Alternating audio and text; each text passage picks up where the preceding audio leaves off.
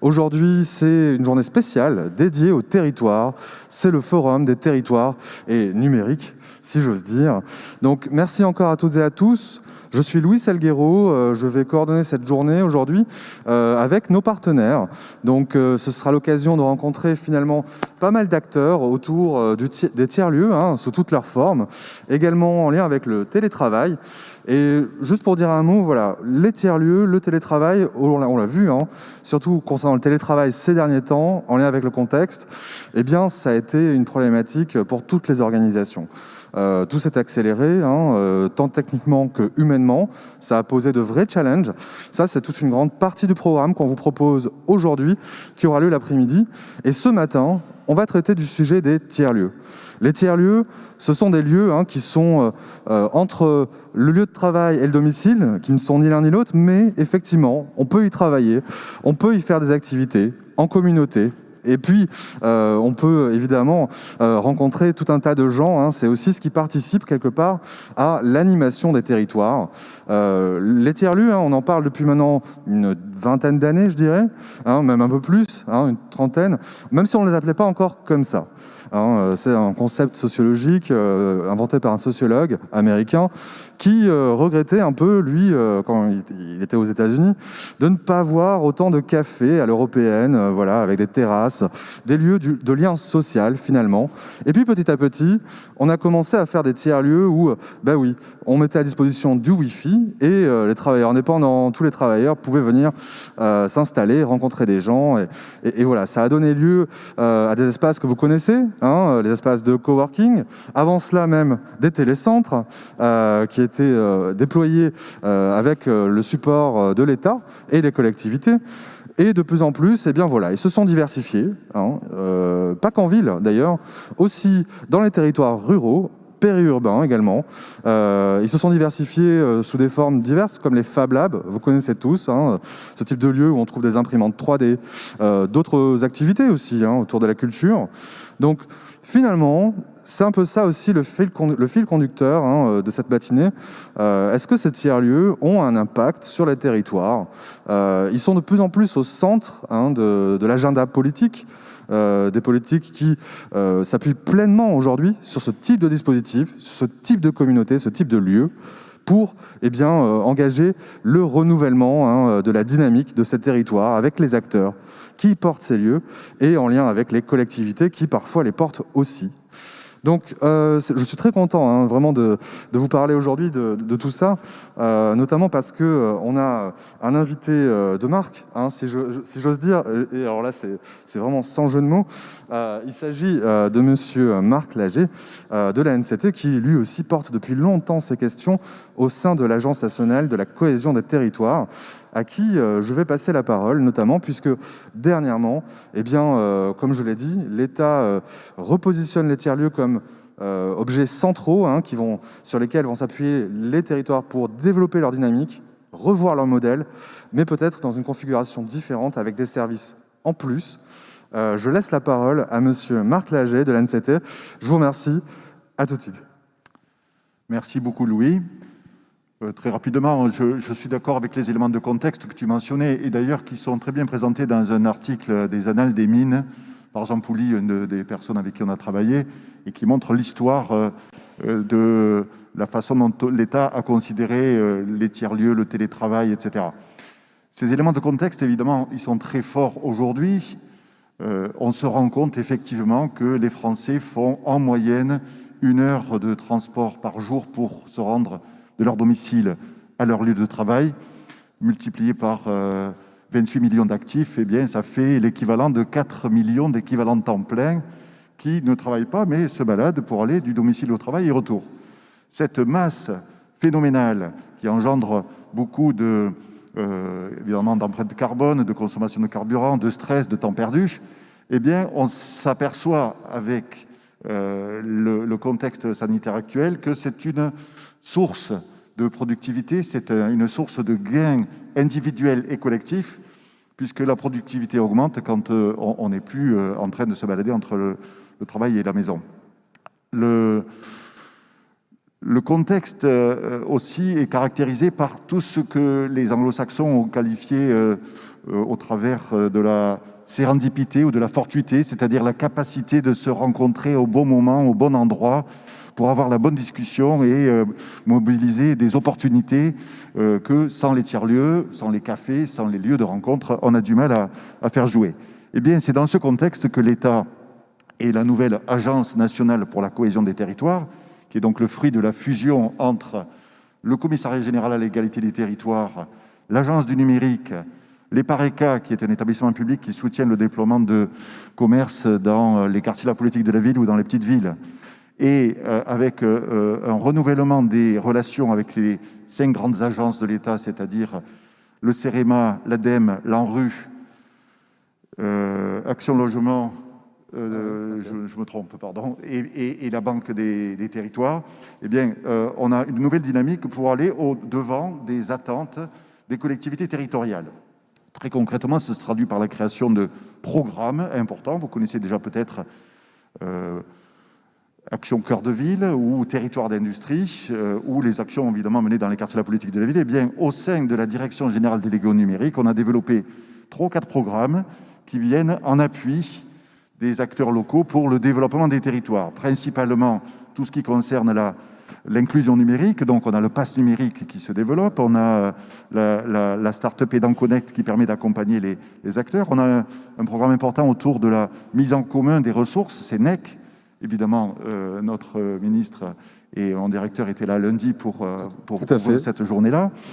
Et puis, on a aussi des actions qui portent sur les lieux. Donc, ce programme Nouveaux lieux, nouveaux liens, dans lequel je me situe, a pour objectif principal de soutenir les tiers-lieux. Dans le rapport cité de Patrick Lévy-Weitz, Faire ensemble pour mieux vivre ensemble, qui a déjà 2 ans, oui. Eh bien, on avait recensé 1800 tiers-lieux. L'idée, c'est de renforcer cette dynamique, ce mouvement, avec d'une part le soutien apporté par l'association France Tiers-Lieux, qui est notre interlocuteur, notre partenaire au quotidien, et surtout par l'appel à manifestation d'intérêt Fabrique de territoire. Il en est déjà à sa 3e vague. Ce sont des vagues trimestrielles. On en aura encore pendant une bonne année. L'objectif, c'est d'avoir en France 300 établissements qui jouent un rôle de plateforme de ressources pour l'ensemble, non seulement des autres tiers-lieux, mais aussi des acteurs qui sont dans ce type de dynamique. Donc, on a des centres sociaux, on a des pépinières d'entreprise, on a toute une série d'interlocuteurs qui s'arriment à la dynamique portée par la Fabrique de territoire, qui intervient aussi bien sur des questions d'expertise, parce qu'il y a des savoir-faire assez particuliers aujourd'hui dans les domaines du numérique ou de l'innovation, mais aussi en termes de logistique, lorsqu'il faut avoir à disposition un matériel relativement coûteux, je pense notamment à ceux qui utilisent des Fab Labs, et bien entendu aussi avec des programmes de formation, de sensibilisation ou d'animation régionale. Sur les 300 fabriques, on en a déjà retenu 110. Combien en Occitanie déjà? 14 à peu près. L'Occitanie est une grande région et c'est aussi une région très dynamique. Donc il y en a 14 en Occitanie et on a vu sur la vague en cours que les propositions étaient encore à la fois nombreuses mais aussi de qualité. Donc je pense que Madame Gourault, notre ministre de la Cohésion des territoires et des relations avec les collectivités territoriales, aura plaisir à annoncer les résultats de cette nouvelle vague. Si je dois terminer en qualifiant un petit peu le profil des fabriques de territoire, eh bien, on a des candidats qui sont très diversifiés les uns des autres, très différenciés, puisqu'on a évidemment pas mal d'associations, mais aussi pas mal de collectivités territoriales qui candidatent, des administrations ou des organismes consulaires, et puis un certain nombre d'entreprises, la plupart en société coopérative d'intérêt collectif, ce qui permet de garantir qu'il y a bien une démarche ouverte qui se met en place. Tout à fait. Et voilà, donc ces acteurs-là sont positionnés sur des secteurs d'activité très différenciés les uns des autres, puisqu'on a bien entendu de l'activité associative, mais on a aussi de l'activité marchande, on a de l'activité qui porte sur du loisir, sur des arts, sur le spectacle vivant, etc. Donc vous voyez, un programme national qui soutient des initiatives qui viennent des territoires, qui ressemblent aux territoires, qui servent l'avenir des territoires, et donc un croisement entre une démarche top-down, on agit, le gouvernement essaie de soutenir la démarche, et une démarche bottom-up, ce sont les territoires qui déterminent leurs propres projets. Voilà pour quelques mots de présentation. Merci. En effet, tu as bien illustré la diversité là, de ces tiers-lieux, de ces nouveaux dispositifs qui sont à disposition des porteurs de projets sur les territoires, et notamment donc en vue de renouveler leur modèle de développement. Hein. C'est aussi ça, on sait dans les territoires notamment ruraux aussi, qu'il y a une problématique liée aux distances, liée également voilà, au mécanisme d'animation, de développement du territoire. Ce n'est plus uniquement l'institution qui est aux manettes, c'est aussi les acteurs en local, et ça, ce type de programme le permettent. Si vous me permettez, du coup, je vous présente un peu le programme de la journée rapidement. Toute la matinée va se dérouler dans le grand hall. On va d'abord assister à une table ronde justement sur les tiers-lieux, au sens large. Un impact avéré pour le renouveau des territoires, c'est une question, je l'ai dit tout à l'heure. C'est vrai qu'on les place de plus en plus sous diverses formes. Est-ce que c'est vraiment l'outil sur lequel il faut tout miser? Pourquoi et comment on les soutient, ces tiers-lieux? Voir comment on les met en œuvre aussi. Vous allez voir ça sur cette table ronde avec Philippe Brézolin tout à l'heure, à 9h45.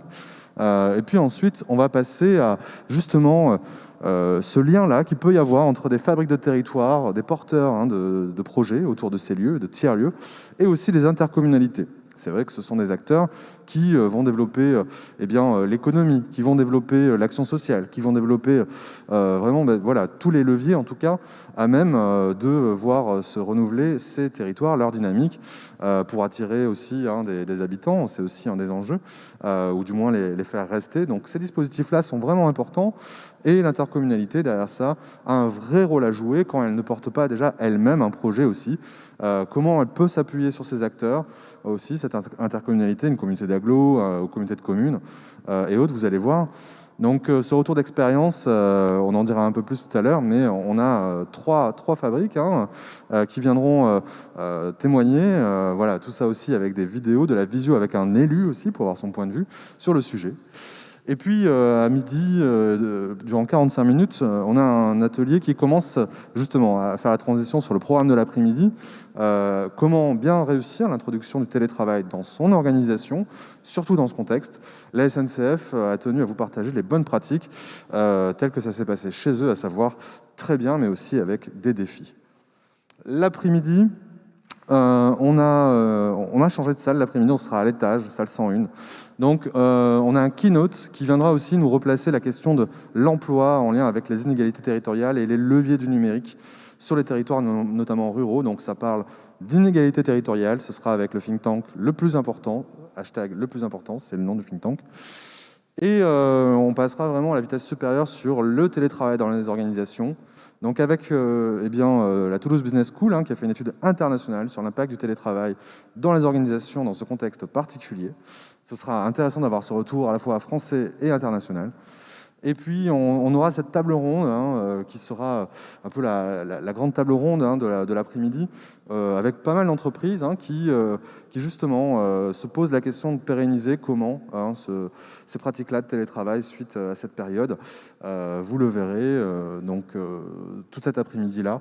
Bon, il y aura une conclusion évidemment, et d'ici là, je vous souhaite un bon forum des territoires, et on se retrouve dans quelques minutes, à savoir, quelle heure est-il ? Il est 21, on a un peu de temps, on se retrouve à 45, il me semble. Voilà. Je crois qu'on a été efficace. Donc, très bien. C'est ça, on se retrouve à 9h45. Le temps de prendre un café. C'est ça, prenons un café, discutons. La plupart des intervenants sont déjà arrivés. Vous pouvez déjà, si vous avez un café en main, discuter avec eux, et on se retrouve d'ici 9h45. Donc, à tout de suite.